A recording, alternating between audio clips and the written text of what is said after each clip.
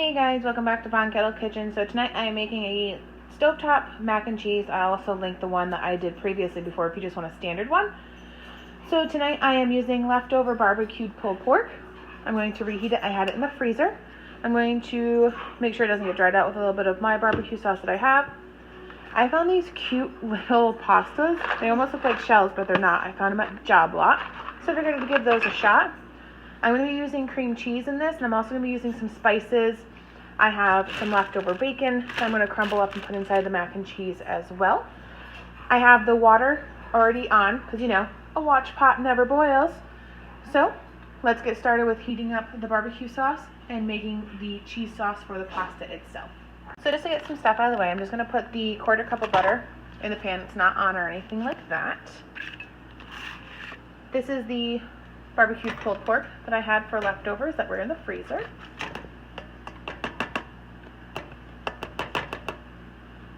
Alright. We're just going to turn this on low. I am going to add some barbecue sauce to that itself. Let me grab the barbecue sauce. I'm just using some of my apple barbecue sauce. It's not the actual sauce that I used originally, but that's fine.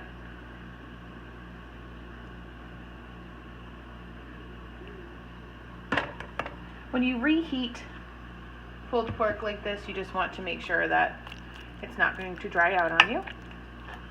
All right, so now I'm going to turn that on to low, medium low really, just because it's going to take a little bit for everything to start cooking. So I'm going to show you the spiced one. I'm going to put in the macaroni and cheese itself. All right, so I'm not going to put any salt in it because I am going to salt the water itself. I'm going to do a 1/4 teaspoon of pepper, a 1/4 teaspoon of the onion powder,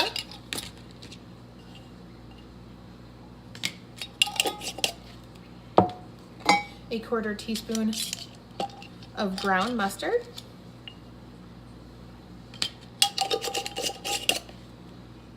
a 1/4 teaspoon of onion powder's best friend, garlic powder,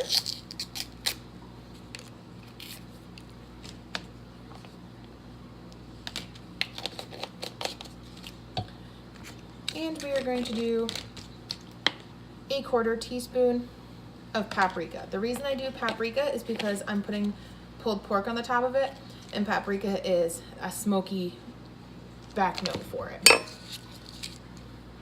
So I'm just gonna mix that all together.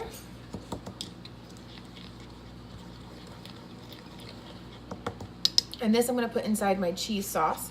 And the cheese sauce recipe does have salt and pepper in it, so I am going to just put about 1/8 of a teaspoon of salt. So now that the water is boiling, we're going to salt the water. And this is the only opportunity that you really have to put flavor into the pasta itself. So you want to salt the water so it tastes like the sea. You also want to wait until your water comes up to a boil, and that's just so you won't scar the bottom of your pan. So I'm going to let that keep boiling for a moment. I'm just going to give the pulled pork a stir. And we're just reheating it through. You don't want to overcook it. So we're going to start on the roux. I'm going to turn the temperature just a knob below high. So there's a 1/4 cup of butter in there. So I'm going to get a 1/4 cup of flour ready for that. And this is just going to help with the roux. And that makes the cheese sauce and thickens it. The butter melts. I'm going to measure out 2 cups of shredded cheese. You can shred your own. It is up to you. This is just a blend of Colby and Monterey Jack. I just use whatever I have on hand.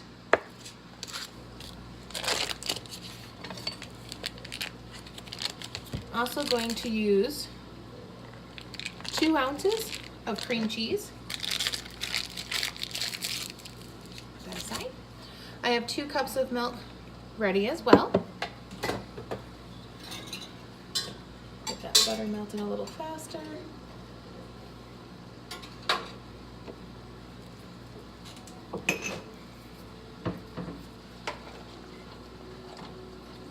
So now that the pulled pork has come to a simmer. I'm going to turn it down just on low, just to keep it warm. It's almost fully melted. I'm going to pull out my bacon. And I'm just going to give this a rough chop, because that's actually going to go inside of the macaroni and cheese itself. Everything's better with a little bit of bacon. Plus my husband requested it. All right, so that's ready. Once the butter is melted, I'm going to remove the cover to the water, add the pasta. I'm going to put in the flour, and you just want to whisk, whisk, whisk. Don't want any lumps. And once it reaches a nice light golden brown color and a sandy consistency, that's when we're going to add the seasoning. So that's starting to look pretty good. I'll add the seasoning in, and the heat helps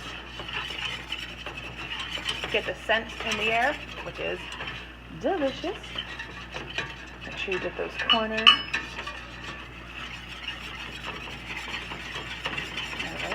Now that that's incorporated, we're going to put in 2 cups of milk, and we are going to continue to whisk until it's thickened. Then we'll pull it off the heat and add the cheese and give it a stir. We'll add the noodles, the bacon, and then you'll see what's on top.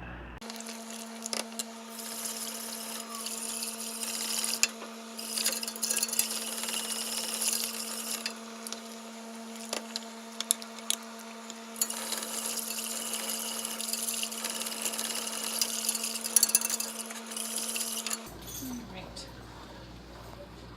Pasta is almost done.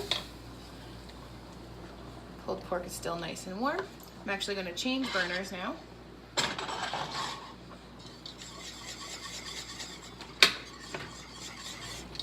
So this has gotten nice and thick.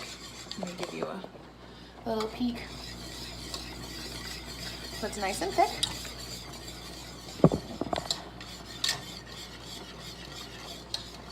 A few more seconds.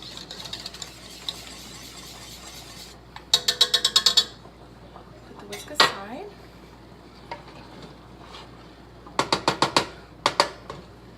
You grab a clean spoon. So now I'm going to add the cheese.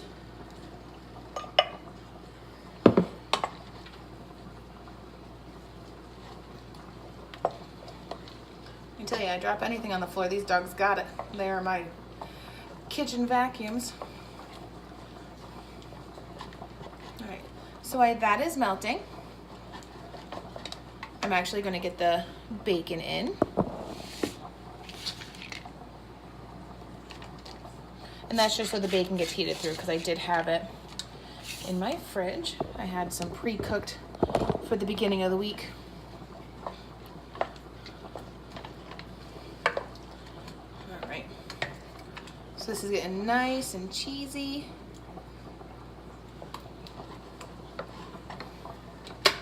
Let's check where the pasta is.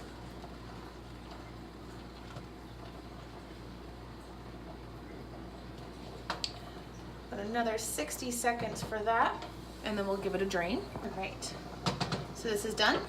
It is a great al dente, and there's carryover cooking too, and that is because of the warm cheese sauce. Shut that burner off. This is solid. So I'm going to actually use the big pot since the cheese sauce pot is not big enough. That back in there. And then you're just going to put all the cheese sauce on top of those noodles.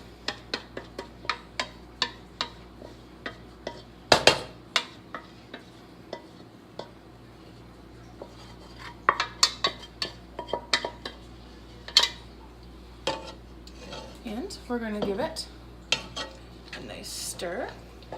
And the water from the pasta, because I didn't shake, helps coat all the pasta in this yummy cheesy cheese sauce.